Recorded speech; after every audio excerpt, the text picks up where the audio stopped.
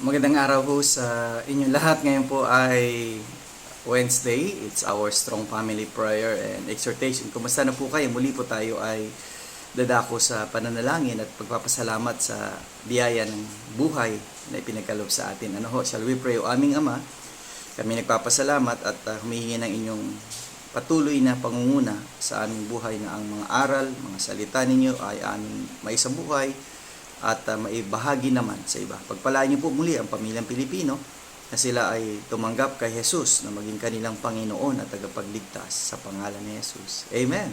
Well, nais natin pagpatuloy ang ating Strong Family exhortation from the book of Ephesians chapter 6 and verse 3 and 4, that it may be well with thee and thou mayest live long on the earth.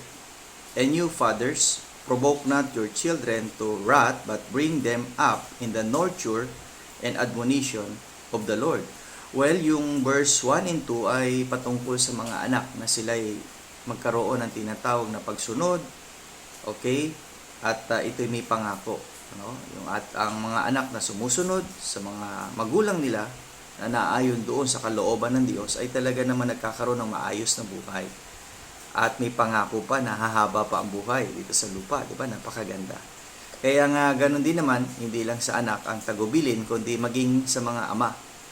Tayong mga ama ay wag daw natin na uudyukan ng ating mga anak na magkaroon ng pagkapuot sa atin. Dahil nga yung ating buhay ay hindi rin natin inayos.